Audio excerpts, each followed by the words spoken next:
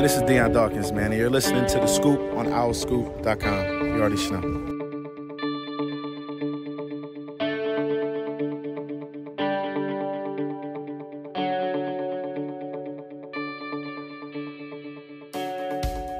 Hi, everyone. Welcome back to The Scoop, OurScoop.com's podcast. This is Season 7, Episode 42. I'm John DeCarlo, joined by Kyle Gauss, Sam Cohn, Javon Edmonds, and Caden Steele. The only person who's not with us is Dante, who's perhaps in parts unknown. We don't know where Dante is. He just told us he couldn't make it. Anyway, what's going on, guys? Doing much better now that we just met Javon's grandfather. I know. Made a quick cameo. It's a ball of energy. Yes. Which I think we all need at this ungodly hour. We are recording this episode at 2:30 in the morning right now. 2:30 in the morning. 8:30. John's on Bangkok time. What's going on, guys? Kyle only agreed to record this late because J.K. Gauss might be getting up any. I don't know. Can Jordan sleep through the night yet? Yeah. In fairness, you've never raised a kid, but yes, for about two years now, he's been able to sleep through the night. Jordan's a great sleeper. 7:30 to 7:30. He's a monster from the other 7:30 to 7:30, but great sleeper. What if we just see him just cruising past Kyle and we don't tell him? When I was in work Zoom the other day, I made a comment about if a gremlin just comes in the back door, that's Jordan. They're like, maybe you shouldn't refer to your son as a gremlin. I was like, well, if he's doing gremlin behavior, he's a gremlin. Or he could be a mogwai if you don't feed him after midnight. Oh no, mogwais are the cute ones. Mogwais are the cute ones. Mogwais are the that cute ones. Sense. If you feed them after midnight, then they become gremlins. That makes more sense. Sam, don't mention that you like that movie. It'll be every tweet that John mentions about you for the next 6 years. I've gone to the well. I've gone to the Back to the Future well way too often. I'm here for it. I'm never against. Kyle's not. Back to the Future content. No, I just like. It's fine. I mean, it doesn't bother me. It's just I'm like, oh yeah, that joke again. Like it's like when like you leave the TV on overnight and like an episode of The Simpsons or King of the Hill comes on that you've seen 15 times. It's still good. You've just seen it 15 times. Caden, that's you. Caden, have you seen any 80s movies? I mean, yeah, I've seen some, but if you want to spit out some, we'll see. How many I've seen. Back to the Future 1, 2, and 3. Never. Return of the Jedi. Is there a way to remove someone from a Zoom? Top Gun. Never seen Top Gun. Oh, Top Gun Maverick, very good. Yeah, it's pretty good. Yeah, it was just pretty good. Sam, No, I mean, I enjoyed it. I liked it. It's like it's very similar to the first one, but it's a good movie. Like I had a thoroughly nice time watching it. It's just like it's not like anything new. Downingtown's Miles Teller. Yeah, first of all, keep Miles Teller's name out your mouth. Sam. First of all, Even though I think he's like a far right anti-vaxxer, but like he's really. I believe first of all, I didn't say his name. He is. I believe so. Anyway, back to the original point of this segment. Back to School. Incredible movie. Ferris Bueller's Day Off. Is that the 80s? Yeah, I've seen that. One Crazy Summer, starring John Cusack. Never. I'd be surprised if you saw that, but that's a great movie. Stripes. Never seen that. Stripes, do not watch on a plane. That's all I'm saying. Made that mistake about 2 years ago. Have you ever watched Snakes on a Plane? On a plane?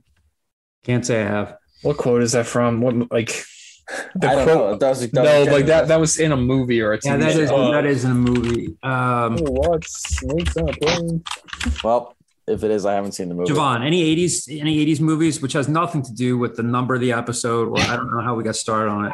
48 Hours, Beverly Hills Cop, Golden Child, Back to Golden the Future. Child. I love the fact that you've seen Golden Child. Ferris Bueller's Day Off.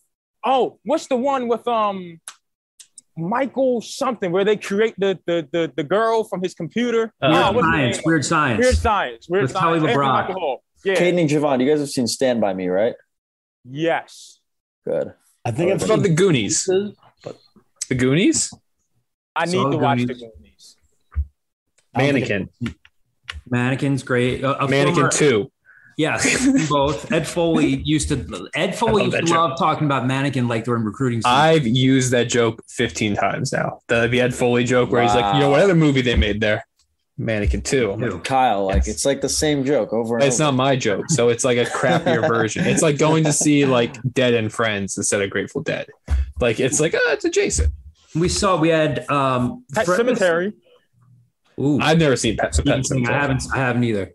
Wow. I think don't watch it with Jordan around, Kyle, but yeah, good movie. If you think only thing I watch with Jordan around is like Bluey, Puppy Dog Pals, Wheels on the Bus, which is just YouTube videos, and I just stare at my phone and think, oh, these are the moments that we'll never get back.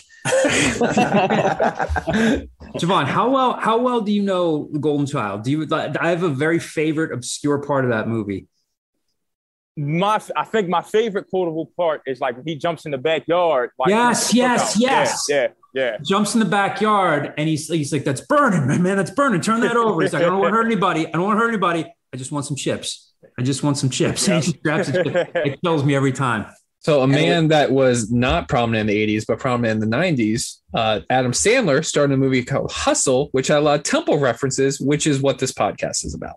Yeah, so now we talked about that last. We have. I'm just bringing everything back to Temple. We've got some questions about that in the mailbag. Our very loyal subscriber who goes by screen name to Hick. 5 different mailbag questions each week. If you did talk about it, was there an episode last week? 2 weeks ago? Yes, with Ari. I talked to Ari last week. Yeah. Oh, yeah, I didn't listen to that. 2 weeks ago was the Hustle episode. The Hustle thing, I'm going to say this as I'm one of the people that it was pandered to. If it wasn't pandered to me, it's a very average to mediocre movie. But like people are like, oh, it's great because it's Sixers and it's Philadelphia. And like when he has the quote about like they're the worst fans in the world, which makes them the best. 1 million people in the tri-state area were like, yes, I am the worst. I am the best. Mediocre movie. It's a good movie because the basketball is really well filmed, and it's a good movie because like there's a ton of great cameos. As a movie though, it's fine. Uncut Gems. Standard. I really liked Uncut Gems personally. I know some people don't. I really liked Uncut Gems because I liked how. But Gems was a lot better than Hustle. Yeah. But like as a movie, like I was super anxious the whole time. It was really well put together, really well done. You got to see LaVoy Allen for 2 seconds. Sure. A lot of things in Uncut Gems. Yeah. Hustle, good because it's a basketball movie. It's fine. I mean, it's on Netflix. I already pay for Netflix. Yeah. So it's not like I went to the movie theater and said, no. Like, it's fine. I like the standard Adam Sandler arc at the end because you thought, okay, if the Sixers actually draft this guy, it's a little too much. But where does he go? To Sam's Boston Celtics. Well, that was smart on their part because they could use real footage and they could reuse real pictures and they could use real stuff like a real jersey because he actually played for the Celtics. So imagine how many people that like don't watch the NBA are like, wow, that guy must actually be good. They used a real basketball player. And then you look up and no. That was my problem with it. Juan Hernan-Gomez stinks. No, he's terrible. I see a superstar that was your biggest problem with it? Yeah, listen, Sam. Now, when I see actual basketball players in my basketball movies, I want Jesus Shuttlesworth. I want a guy who's actually good. Okay, let me ask this. Guy who's actually good. Marquise Johnson wasn't like that good. Like he was all right. Marcus Johnson. Well, we will not disrespect the great UCLA Marcus Johnson. Okay, very underrated player for those '80s Bucks. Okay, we will not disrespect Marcus Johnson. Okay, but he wasn't like some amazing player. Like he was really, really good in White Man Can't Jump. Like yeah. Right, but if they're good in the movie, I don't care how good they are in real life. Like he was good in the movie. I don't care how good he is in real life. It's just that I don't want a 5-minute a game player playing a lottery pick like they were trying to build the guy up to be in Hustle. That's all. And the fact that he got drafted, like what he blew the combine, then some magical workout at the end of the movie. Like where's the realism here? Well, Brad Stevens being smarter than the rest of the league is pretty on point. Yeah. The fact that workout even happened was just. Anyways, Hustle, solid movie. So, season 7, episode 42, famous number 42. There's one. Jackie Robinson. Let's do it. I can't. Mariano Rivera. Yeah. Every baseball player ever for one day of the year. Nice. Yeah. What other? There's Mariano Rivera. Sam, there's a 42 who played for the Red Sox. Here you are failing us again. We give you famous Red Sox. You're like, I don't know. No, I actually have no idea. Another Hall of Fame pitcher for the Yankees. Wait, Sam, you really have no idea? Give me a hint, maybe. Are you going to say what I think you're going to say? Like, are we talking about the same person? For the Red Sox, number 42? Yeah. Did he later play for the Indians? I don't know. Big guy, slugger. Mo Vaughn. Yes. Never played for the Indians. I made that up. Mo Vaughn is so before my time. I don't think I ever watched a game with Mo Vaughn. Right, but do you have any appreciation or understanding for your franchise, like the history of it? No, because like when they were like a very bad team in the 90s, and he just like what? He won an MVP for like a mediocre team. Do you know who Carl Yastrzemski was? Yes, John. I know Carl Yastrzemski was. His nephew or whatever, I think, just hit a homer against me. So that's fun. Against me, I'm pitching, but against the Braves. Anyway. Grandson. Temple Sports. Let's do it. Beyond the Hustle.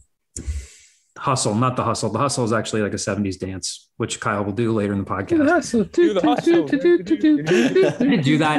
had to do that in Euclid Hills Elementary gym class. Anyway, when they made you square dance. Yeah, square dance, and every like elementary school kid had sweaty palms. Oh yeah, you were nervous about who you got paired up against. Yeah.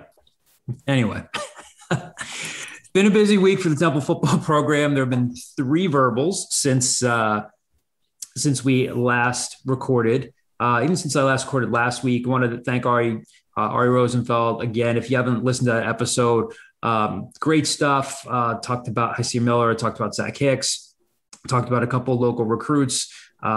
It's been one of our most popular episodes of the year so far. So I wanted to say thanks to Ari again. But talking about this Temple football team, 3 verbals since even just last week. Kaleb Barnett committed yesterday, along with Preston Everhart, and then before that, Kyle Williams, the all-purpose back out of Harrisburg High School. Caden, actually, since we have you on, we haven't talked to you since Tyler Douglas committed. You talked to him. What was that? I guess earlier in the month now, right? Yeah. Did you kind of get a sense he was leaning that way when you talked to him? Yeah, it definitely seemed like Temple, was one of his top schools. Seemed like he wanted to make a decision pretty soon. And from, his offers list, it wasn't like he had a Power 5 offer or anything of that nature. I think he talked about going down to Tulane. I don't know if that still happened. Maybe he went down there. But yeah, it seemed like Temple was one of his top schools. They went down there to work him out. Offensive coordinator Dan Langsdorff, tight ends coach Adam Shire went down to Ocean Township to work him out. So, and they liked his workout. So I guess, after that, he started to, unravel. He wanted to, make that decision. I think he said he was going to go to Stan Drayton's Cape June 18th. I don't know if that was the exact day, if I can remember kind of. I don't know if that still happened. And did he commit before June 18th? I can't remember. He committed before June 18th. He committed like 2 weeks ago. Right? Yeah, he never camped. Nathan Stewart came in this week for the 7-on-7 camp. So the 6 guys that have committed, 3 of them camped. Preston Everhart, who really Temple got in on and kind of locked this up right away. I know we're kind of skipping around here. He came in. He's an interesting story we'll get to in a second. Richard Dandridge, the wide receiver from Florida, never camped with them. Kaleb Barnett did. Kyle Williams did. Tyler Douglas did not camp at Temple. They saw him throw. And then Nathan Stewart came in and camped after he committed. So it's an interesting class so far. I think overall, if we were kind of going to take a broader look at it so far, I think Stan Drayton, again, we've talked about this before. Rod Carey comes in. The first thing they did away with was that Memorial Day camp, which wasn't really a good move on their part. Then they couldn't do camps the following year. But, Stan Drayton seems to be going back to the Al Golden, Matt Rule, Jeff Collins model of bringing guys in for camps, evaluating these guys, and just if they see something they like in camp, from what I've been able to gather so far, Everhart came in again. He's a real interesting story. He played his senior season out in Ohio, was a real good lacrosse player. Like earlier this month, led his team, Dublin Jerome High School to the state championship game out there. He had 3 goals in the game and lost, and then comes out and plays really well at a Temple camp. And the head coach at the Hun School, who's going to play a post-grad season at the Hun School, tipped him off. And apparently he really played well in the camp. But they're starting to build some momentum now. Again, 6 verbals. it's so kind of senseless to start evaluating this class already because they still have to play their senior seasons. But, you've got a quarterback in Tyler Douglas. We'll see if they take another one. Kyle Williams, when I talked to him a few days ago, kind of gave me a little bit of hint into their board, and we'll play a clip from him in a second. He said they are planning on taking another back in this class. And so Kyle Williams, again, from Harrisburg High School, another guy who, if you look at what he did as a junior in terms of total yardage, he's got some decent size to him. A guy that didn't have a ton of big offers, but they've got a back there. He told me that they're planning on taking another back. You've got a quarterback now. We'll see if anything else comes from this week. They had two other official visitors in this week, and why am I blanking on their names here? I feel like we're bouncing around a little bit here instead of actually talking about these 6 verbal commitments. Tyrese Whitaker and Conlon Green were in for official visits this week. We'll see if anything comes from that. But again, 6 verbal commits in. General thoughts on this so far. Again, it looks like Stan Drayton is like I said, going back to the model of bringing some guys in for camp, but looks like they have a couple key pieces so far. They got a quarterback, got a running back. Any initial thoughts on this? I'm going to make 3 quick points before I give it to Caden. 3 really quick points. One, I think players showing up to camp really matters more if you're a defensive lineman, offensive lineman. I think the fact that Tyler Douglas and like Richard Dandridge didn't camp isn't that big of a deal. 2, I will be very curious as to Tyler Douglas's senior year, because if you're just a stat guy, like I'm a big stat guy, very underwhelming junior stats. Below 50% completion percentage. I think he had more interceptions than touchdowns. Look, a lot of that's like they weren't that great of a team. But you would hope that now that he's a Division I quarterback with 1 more year in high school, that he plays a lot better. And then 2 running backs in this class tells me that they are not expecting everybody that's currently in that running back room to still be here next year. Because as right now, that would be 7 scholarship running backs, but maybe that's an insight into like maybe a guy like Onassis Neely is not going to stick around, just things like that. But Caden's a little more plugged in with these things, so I'm curious to what he thinks. I think, some quick thoughts on Tyler Douglas from, the time I interviewed him. He did talk about that, kind of Kyle's point where talking to college coaches, he talked about his athleticism, his ability to make plays on the run, being able to create, plays with his legs and get out of situations, but he still needed to work on that, fundamentals from the pocket. And that's something the college coaches told him. So with the completion percentage being 50%, probably a raw, quarterback who's not, fully ready yet, but they obviously like, his athleticism. I think the 2 wide receivers are pretty good because they're kind of different. Nathan Short's a big guy, 6'5", kind of gives him some size. Someone they haven't had that size since, Brandon Mack left. And then Richard Dandridge, more of a smaller, quick, explosive wide receiver, get the ball in his hands. The player they interviewed today, or I think Javon interviewed yesterday, Kaleb Barnett, who the corner, I think is an intriguing ad just from what I've read. Only has 1 offer from Charlotte, but just started playing football last year. Why not take a chance on someone who's got really good athleticism, see if you can turn them into something?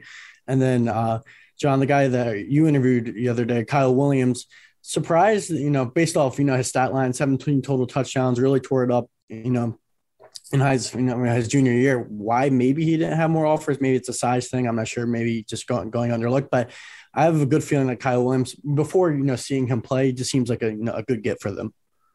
Yeah. We'll play a clip here. I'll play a clip here for you from my conversation with Kyle Williams. Again, if you are a subscriber to owlscoop.com, you can check out all of our interviews with these guys. We still got to get to Preston Everhart. I haven't talked to him just yet. Caden talked to Tyler Douglas. We haven't talked to Tyler since he verbally committed, but I did talk to Kyle Williams the other day. And one of the things that we'll play a couple of clips here for you. One, that this first one is him talking about what sold him on committing to Temple. He was kind of leaning that way. And then he talked to me about the meeting that he had with Stan Drayton near the end of his official visit that kind of sealed the deal. And then the second clip that we'll play right after that is him describing his playing style. Yeah, I didn't know that until my meeting with him on Friday. Mm-hmm. So I didn't, when I got offered, I didn't really know Coach Drayton's history a lot. And I did my research a little bit, but I didn't really know until because I've had a meeting on Friday morning, and that's when we talked before I left and stuff. And he really affected my decision for that me committing later that day. So I didn't know. He was just telling me how much he produced. He has 8 backs to the NFL and stuff like that. So he was just telling me stuff that made me. That's how he was catching me. He was catching my ear. He was catching my attention a lot. So the things he was just saying, like stuff like that, was just really like he produces really good backs, and I feel like I'm in good hands because if my head coach is a running backs coach and he sent a lot of people to the league. That's good. That's even great. So, and he said he's gonna use me well, and he knows how to use me. So it was a no-brainer.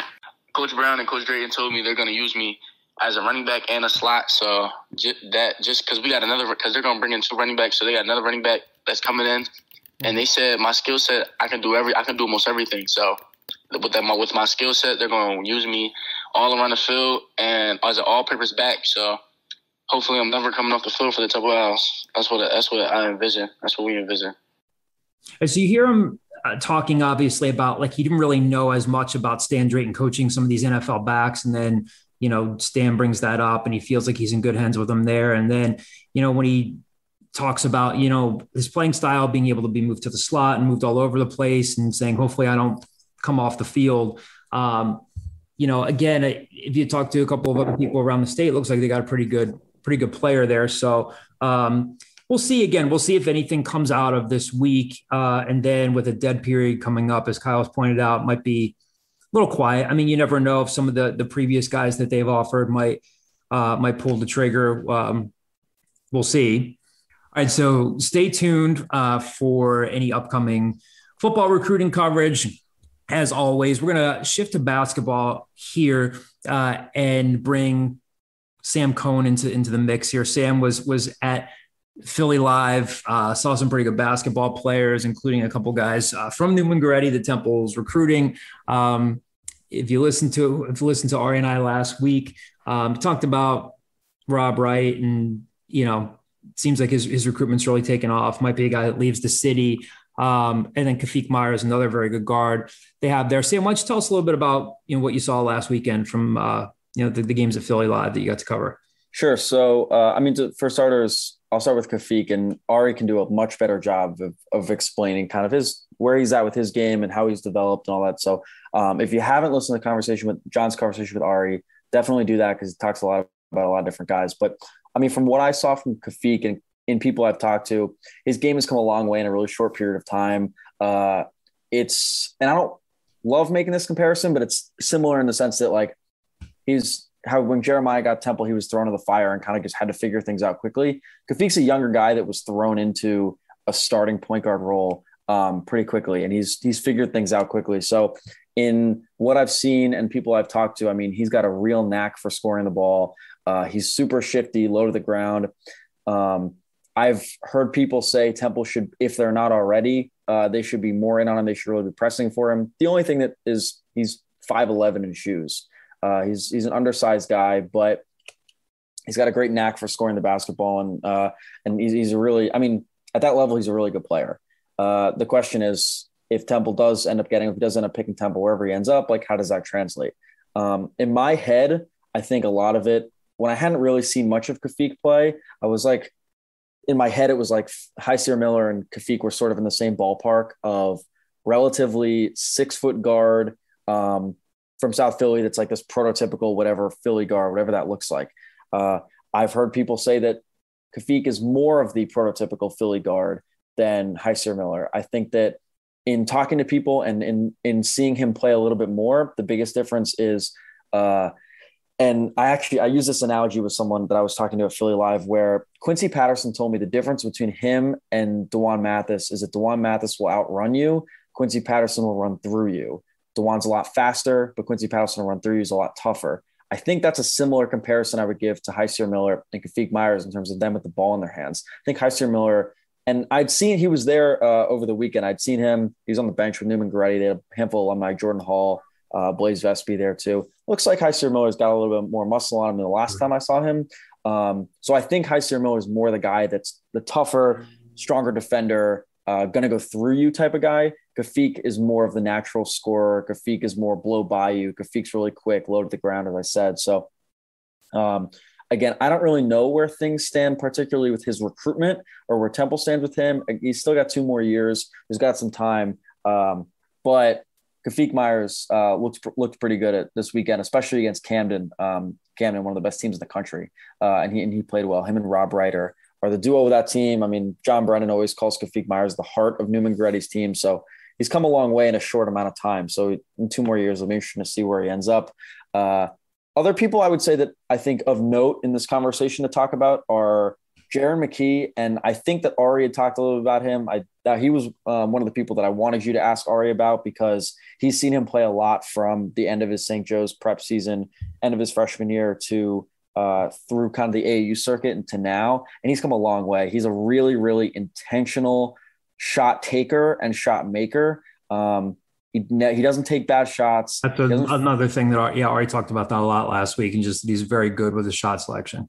He doesn't force anything. He's really intentional with all his movements. I think there are people that say at that age and when in that group and in the circumstances that Jaron is in, maybe you'd like him to be a little bit more aggressive with that team or whatever. But at the end of the day, I mean, that's the kind of thing that translates is how smart he is.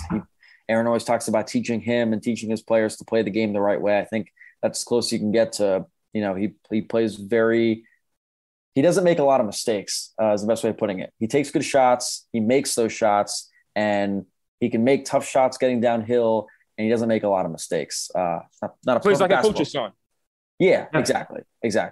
So Jaron looked really solid. I will say that, and I had this conversation with a couple of people, that I felt like I had almost like a Jaron McKie curse, because I was hearing so many good things about his game. And the only 2 times I'd seen him play, I was told were his worst offensive performances of his St. Joe's prep career. And then when I saw him play at Philly Live, I feel like I finally broke that curse, because he played well. So it's an indictment on him. The lights shine the brightest when Sam Cohn's there, and he couldn't step up. There's a Fran Dunphy quote that is plastered in the basketball facility. What is that quote? It's not about you. Not about you, Sam. I wasn't making this about Don't make it about you. It's not about you, Sam. I was not. You are not the story. All right. It's okay. The other player that will most certainly be on Temple's radar at some point is Shareef Jackson, Marc Jackson's son. Mm-hmm. I have not talked to him. I hope to talk to him at some point. I'd love to write about him at some point. I've heard from people that have talked to him that he is very much the 15-year-old with braces and a high-pitched voice.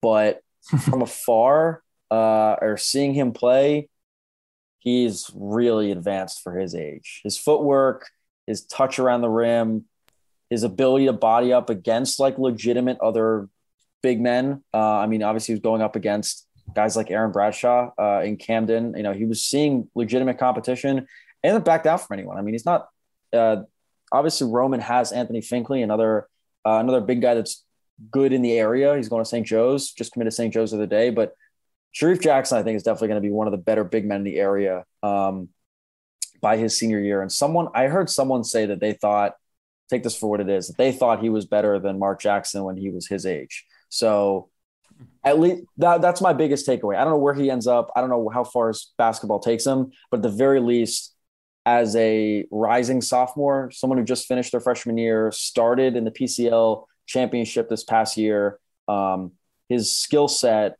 his ability to play inside, his feel for the game is advanced for his age. Just to piggyback off that, same guy a year ago told me, quote, Marc Jackson's kid is, quote, just fine. And then fast forward until like a week ago, and they're like, he's legit. Like he's taken such a step from last summer to this summer that it's impressive, his trajectory. Yeah. So we've all heard the same thing about Shareef Jackson. He's looked good. The other person I would say, Thomas Sorber from Archbishop Ryan, who I think was getting recruited by Temple, but we texted about this. I don't think he has an offer. This is the Archbishop Ryan. Archbishop. He Ryan, does not have an offer yet. He looked pretty good. The game I saw him, he was going up against Camden too, which is a tough matchup for him. He's younger than I thought, but definitely has the size. So it's just a matter of like, what does his game look like over the next 2 years? I think he's a 2024 kid. So plenty of time and room for improvement, but just another name that I saw that I know has been at least somewhat on Temple's radar. Those are the main names on in the Temple sphere of people that I saw that played well. Mm-hmm. They do it again this weekend, right? Yes. Philly Live 2 this weekend. Session 2 is this weekend. Philly Live 2, the sequel. They're live too. We're going to need a bigger boat. We're going to need a bigger gym. Tim, you also talked to a former Temple basketball player for, I guess it's the story you did or doing for the Inquirer, right? Yes. Doing. That player is? Shizz Alston Jr. Wait. Shizz Alston Jr. No, crickets. I mean, you have some work to do before you're PA guy, but it's not bad. Not bad. Was it, hold on real quick, was it Marc Narducci that refused to call him junior? Because he was like, well, if it's Shizz, then he's not a junior. There was something about that where like Marc put his heels in the ground about it. I can't remember. Marc putting his heels in the ground. Marc also once refused to refer to Matt Hennessy as a graduate player because he had confirmed that he had not yet graduated yet, despite what the roster said. I was like, I love you, Marc. I love Nard dog just digging his heels in. Certain hills you die on. For personally, that's probably not one I would. But for what it's worth, Shizz Alston's sister calls him Sean. I'm pretty sure that's his middle name. Mm-hmm. So call Shizz whatever you'd like. But I mean, real quick, when he first came, like when you first heard, like, oh, they're recruiting Levan's son, it was Sean Alston. Like that was what he was. Yeah. And then he got to Temple. He's like, not Shizz. I didn't think it was Shizz until his sophomore year. I think he came back and was like, now that I'm starting, it's Shizz. It's funny because when I heard his sister call him Sean, I was like, how long have you been going by Shizz? He's like, man, like forever. Yeah, he's like, everybody but my mom calls me Shizz. But like when I came to Temple, I was Sean or Levan Alston. And then yeah, but anyway, interesting parts of our conversation, I would say. The funniest thing I thought was that I want to ask him about was when he was playing. So he played in Greece last year, and then this past year was in a new league that merged between two leagues called the BNXT, Belgium, Netherlands. Played for a team called the Kangaroos.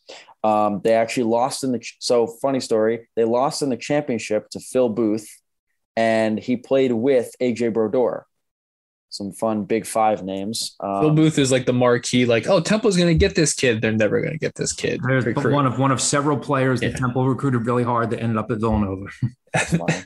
They really they had a serious shot at Phil Booth. One of his parents, I believe his father, wanted him to go to Temple, but his father, John Wilkes. Jesus. Father was not the man who shot Abraham Lincoln. No. Go ahead, Sam. So it was good to catch up with him kind of about how his game has progressed since college and how, he's developed his game. One thing we had talked about in terms of Shizz, and I'll get to Temple in a second, like he said I had spent the night before watching a 10-minute season-long piled mixtape of Shizz. And I said to him, I was like, I mean, he's still got his step back is very much still prevalent, but he's become a much better passer. Touch passes, passing through the middle of the lane, no-look passes. Like he said, that was one thing he's really worked on just because the European style of basketball is very different than what he was used to. So that's the update on Shizz. He'd like to play in Italy next year and then make one more run at playing in the league, G League, whatever that looks like. In terms of Temple, so one thing I want to ask him about is because he was playing overseas, he was live tweeting a lot of games. He was very plugged into what Temple was doing. So I'd asked him, what time is it there when he's watching? I was like, they played USC at like 9:00. He's live tweeting these games. He's very tuned into Temple. And I asked him, of the high 20s games, so however many they played this year, of those games, how many did you watch? And he says, a better question, how many he didn't watch, because he only missed a couple. But he said most nights when they would play, he would take a nap, set an alarm, and wake up and watch Temple. And then he liked kind of engaging with Temple fans or getting some engagement and watching the games and being plugged in. One thing I thought was really interesting was that in the last 2 years, him and Aaron talk a decent amount. Aaron's come to him about, what do you think about this team, about these guys? What do you think they can do differently? He's gotten texts from guys like Jeremiah Williams, Damian Dunn, Caleb Battle. Hey, Shizz, what do you think I can do differently? What do you think I can work on? He's been very plugged in with the team. And a lot of that is because I want to say it was this past summer. So before he went to Belgium and the Netherlands, that he spent pretty much the entire summer with the team. He worked out with them. He ate with them. He hung out with them. And he got really close to the team. So his whole summer workout was whatever the Temple guys were doing. He's playing pickup with them. He's working out with them. At one point he brought in Quentin Rose, someone else, and they played 5-on-5. I can't remember the other. I don't know if Nate ever made it in, but there was another alumni that he said he was joking about. They played some pickup together. But the point being that he spent a lot of time around this Temple team. He's very excited about the future of Dame and Kaleb. I kind of plugged him, and I think this is an interesting question that we talked about before, of course, is that how do those two guys fit together? And it's a lot of like, they're both good. If they're close enough and they put their egos aside, like it can definitely work. Because Hysier Miller isn't exactly a pure scorer, we talked about, the way he played down the stretch of the season. Because he's not that pure scorer, he can be the facilitator for those two guys. Shizz said, and this is sort of parallel to what Aaron has talked about, that he really likes the idea of his point guard looking to one side and seeing Dame done and looking to the other and seeing Kaleb battle. Interesting thing about that he said he had talked to Dame about was that Dame sometimes will like catch the ball on the perimeter and he'll kind of like jab step, or he'll like move the ball side to side, or he'll hesitate a little bit instead of kind of just make whatever his move is, making that move. So that was one thing about Dame I thought was interesting. But he has pretty high expectations. There's some bias to everything he's saying because he wants these guys obviously to do well and is rooting for Temple and has a vested interest in these guys. But he thinks very highly of Dame and Kaleb. He's excited to see the way they fit together and the way they make it work. He's obviously, it's objectively speaking, Hysier Miller isn't as long, as wiry, as tall as Jeremiah Williams, but he's excited to see what he can do at point guard. Shizz's big thing, and I think this isn't like any crazy analysis, was they kept the core together. The future of what Ja and Nick can be, he's excited about the incoming guys. So he's excited about the current team. And I'll end on this point that, as I said, Shizz hoping to play in Italy next year. He's hoping to make one more run at the league. And he said in 10 years, he'd like to be coaching the Big Five. Said, let Aaron get a contract extension. Maybe he'll end up on Dump's. He said to me, he's like, maybe, in like 10 years, if Dump is still around, I'll be on his staff. 84-year-old coach. If Fran Dumpy is still coaching in 6 years, we need to have an intervention. I said to Shizz, I was like, I'm going to be honest, I don't think he's going to be around. But it was just whoa, Sam, you meant in coaching. That is yes, he's not going to be coaching. Sam Cohn trying to kill off Fran Dumpy. So we were joking. What do you know that we don't know? So anyway, we were joking about him finding his way. He'd like to be back in coaching, so him finding his way into coaching in the Big Five in some capacity as an assistant or whatever. He said he'd love to go join future Temple coach Khaafiq Wyatt's staff after Khaafiq's TBT career takes off. I chopped it up with him today, actually. He's pretty confident in the team. Why isn't he player coaching? I know why he's not okay, I'm moving on, but you should be player coaching. You're too good to not be player coaching. Well, once he had his daughter back in March, he made the decision he's going full on coaching mode. Yeah, that's what he said when he was on the Scoop a couple weeks ago, right? But he can still shoot the hell out of the ball. I would say he's still a hell of a basketball player. Yeah. Not that old. No. Well, he's older than you think. Bottom line here is that Sam thinks that Fran Dumpy's not going to be around in 10 years, and Kyle looked very concerned about that. So, just kidding. You're pushing narratives, John. Sam, do we want to play a quick clip of Shizz talking about this current Temple team? I think that's a fantastic idea. That's a great idea. So here's Shizz Alston talking about the current Temple Owls. I think this year, man, if we stay healthy with Fade, Miller at the one, Kaleb and Dunny, Jaleel White, I forgot about him. Yep. Zach Hicks. If we stay with that core, man, I think that we could be special. I think when I was there, we finished top 3. I think we could repeat that and go to a tournament. But I think we got a lot of guys, man. Like the lineup, I think we're going to have 6 starters this year instead of like Nova did when they had DiVincenzo with Fabe and Dunny, Battle, Jaleel White, Nick Jourdain, Zach Hicks. Yep. Those 6 guys. And then we can add one of the transfer big men. I think we'll be good. On the current team, who's the most similar player to you? Is there one? It's different because I was score like Kaleb and Dunny, but also was a little facilitator like Fade. Yeah. So I like to say I think Kaleb is a better scorer than I was. Yeah. And Dunny also, they're a better natural scorer than I was. Yeah. So I probably am a mix between those two and Fade. All right. So Sam, when do we get to read this story that you're doing on Shizz and the Inquirer? When's it coming out? The hope is sometime early next week. I'm probably going to write it at some point in the coming days, and it'll probably be early next week. But it's more about I'd like to include kind of like what Shizz Alston has been up to, catching up with Shizz. But the main premise angle of the story is his how involved he's been with Hood Enriched, the youth organization that he grew up playing with and has really done a lot to give back to. They had their first annual camp this week. So it was cool to spend some time with Shizz. His plan was this week to have a bunch of guys come in as speakers, guys that he's close with. Tony Carr, Cam Reddish was coming in. Someone else that I'm blanking on. So you're just going down murderer's row of guys that Temple thought they were going to get. Yes. Tony Carr and the very special effort that was made by Pat Chambers. Oh, man. Anyway. The one time the Fran went off script. Yes. All right. Well, again, stay tuned for the story that Sam's doing on Shizz in the Philadelphia Inquirer that will be out next week per Sam. Breaking a little. That's assuming LA doesn't get him. What's that? True. That's assuming that LA doesn't get Sam. Yeah. But as Kanye once said, no more parties in LA. Please, Sam, no more parties in LA. So let's go to the mailbag. Let's close things out. The mailbag here. We got a few questions from the message board, and then I believe one on Twitter. We'll get started with this. Is the Detroit Al asked us.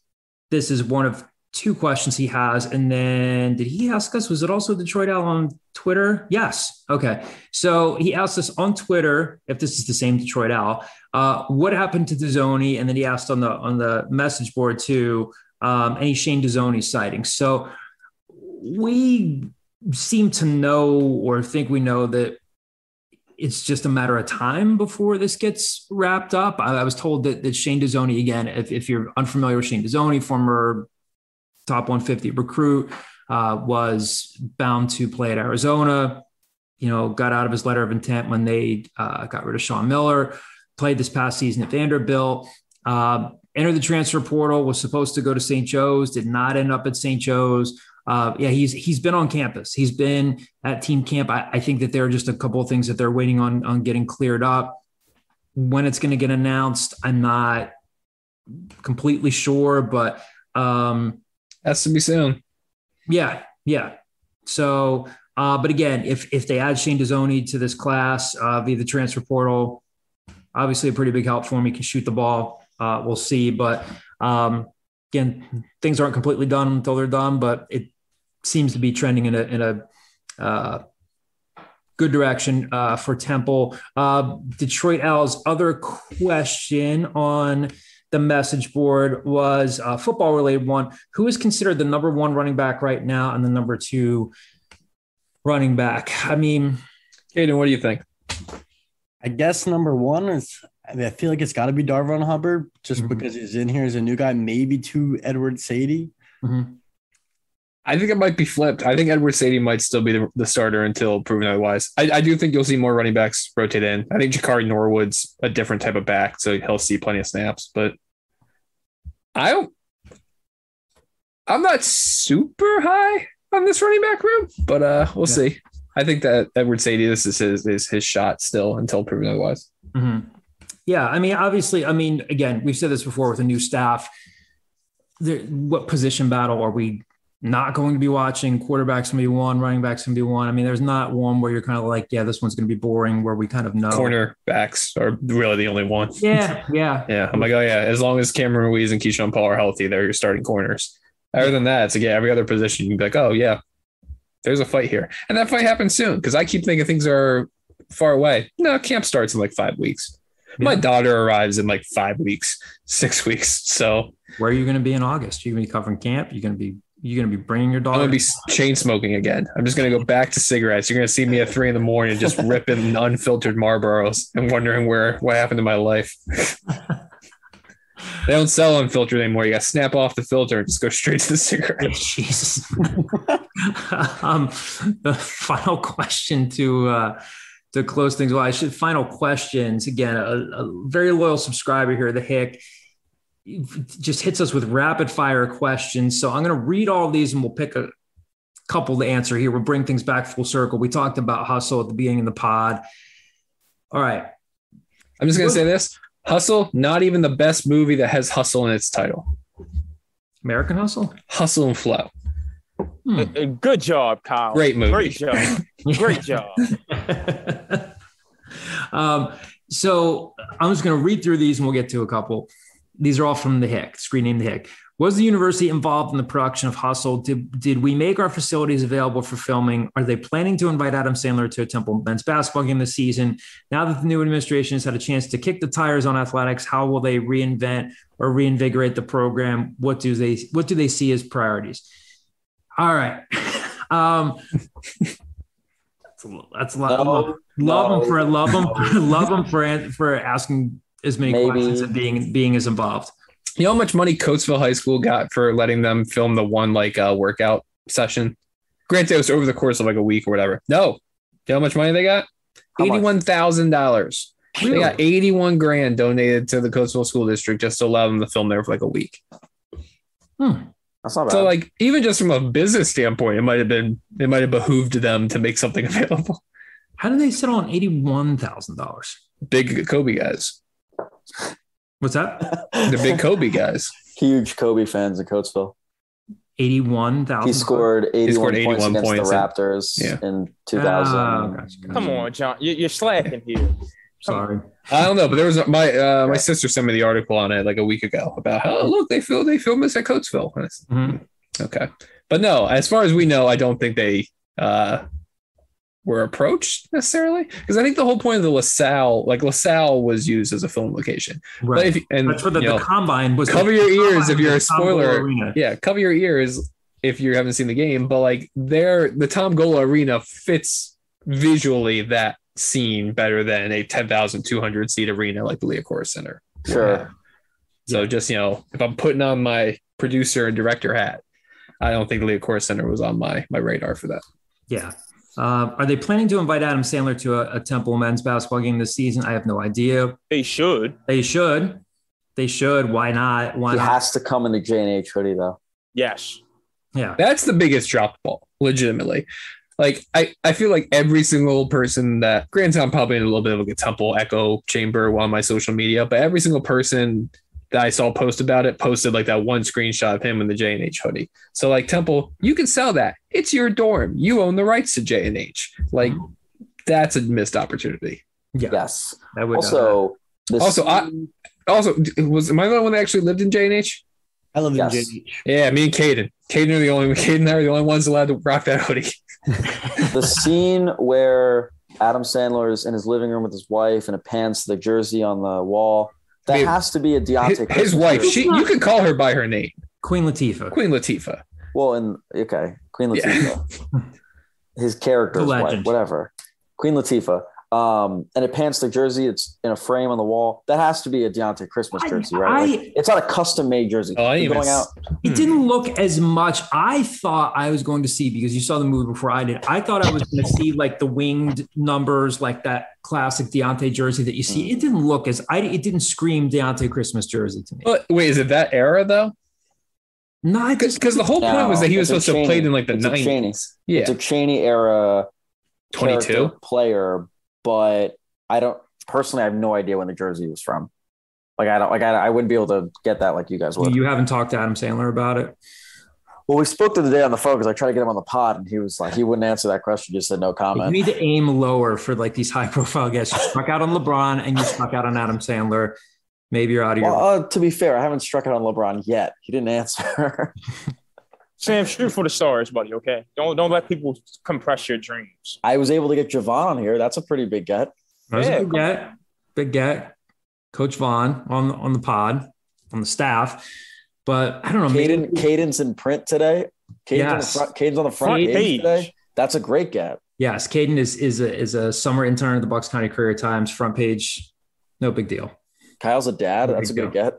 That's a good get. Look, I got a lot of things going on. All right. I'm cutting through this hustle thing. I see the 22. That's like a pre-Deontay Christmas era. Yeah. Is it? Yeah. Yeah. Yeah. Do you remember, Kyle? I got a lot of things going. I got a lot of balls in the air. All right.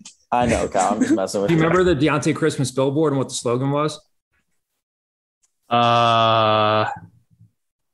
No. 12 months of Christmas. Oh, well, there you go. Yeah. I mean, even the Sixers tried doing that when he was with the Sixers for a minute. It was him and Drew Holiday, and they had that. I remember they had the media guide was the A10 trophy, and then they'd put a Christmas hat on it. It's Deontay, like looking at it. I also remember Deontay a year after graduating tweeting, "Why the hell haven't you retired my number yet?" Which, in fairness, Deontay Christmas was a very good player.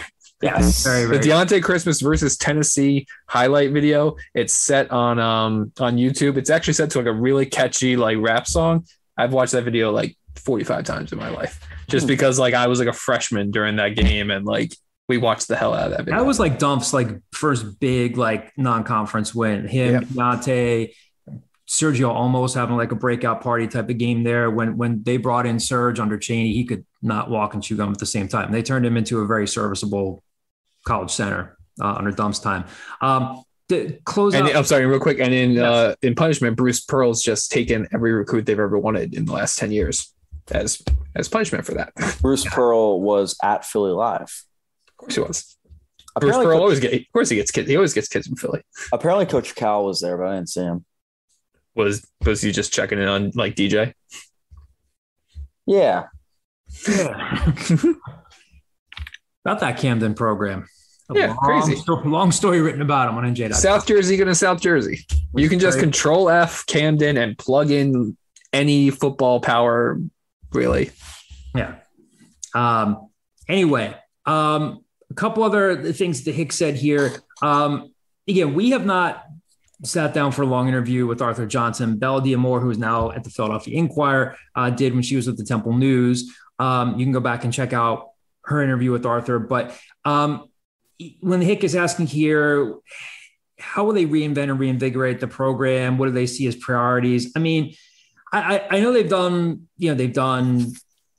fan surveys and stuff like that. I think they're very interested in what fans think about the game day experience. What are their priorities? I mean, they weren't afraid to make a couple of coaching changes, women's basketball, volleyball. I think it sounds simple. They want to win. They're serious about winning.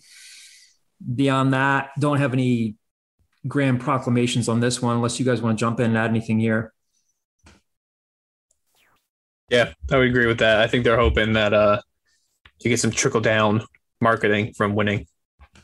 Winning cures all, and that just trickles down to other stuff. Trickle down winning. Yeah, trickle down winnonomics. I'll bring politics into the scoop. Not really. It failed. It failed in the 80s. It'll probably fail here. Sam, you look like you wanted to say something. I'm just lying to Sam in the chat to try to get reactions out of this. I was hoping he would send what he sent in the chat, and I would immediately I literally saw you go. Like you looked to the side. You did focus on something. I don't know if my monitor's off. I don't believe this. Not plugged in. Not plugged in. Not it's just a paper. All right, that'll do it for season 7, episode 42 of The Scoop. Sam, we wish you well on your trip to LA. Hey, thanks. Doing a direct? Are you flying direct? I wish. Where are you stopping over? Phoenix on the way there, Vegas on the way back. I've stopped at Vegas airport's whatever. Phoenix airport. Nice. Yeah, sure. It's fine. Not to. This is gonna sound like I'm just trying to sound like I was cool 12 years ago thing. I once stopped at the Phoenix airport and had such a nicotine addiction because I was 21 years old and that's all you did. I went out of the airport to smoke cigarettes and then come back in through TSA on a connecting flight. And TSA was not happy about that. That was hilarious. They were like, what are you doing? Like you didn't have to leave the airport. And I was like, but I did. So here we are. I had no luggage. That was coming back from the tournament, right? Correct. Yes. You guys flew through Phoenix. I flew through Midway, which was a huge mistake. Never fly through Midway, period. I know, terrible for the weather. Circled. We had to land in Indianapolis to refuel, missed my connecting flight, spent the night in extended stay place for 4 hours so I could sleep. That was fun. I got home to Fontaine Street, 16th and Fontaine. I walk in, all my roommates are doing this. They have their shirts over their noses. Turned out for the better course of a year, my one buddy was flushing paper towels down the toilet and it blocked the toilet pipe, which finally burst the night I got back at 2 a.m. from Tucson. What a story. Crap in the walls. Yeah. Templetown Realty wouldn't get there until the next day. So we had to deal with some smells for the night. What a time to be alive. Yeah, it was wild. You guys were 12 years old. I remember it like it was yesterday. All right. Well, thank you again for listening and joining us on another episode of The Scoop. Real glorious closeout to the episode here. Thanks for listening. We'll talk to you guys next week.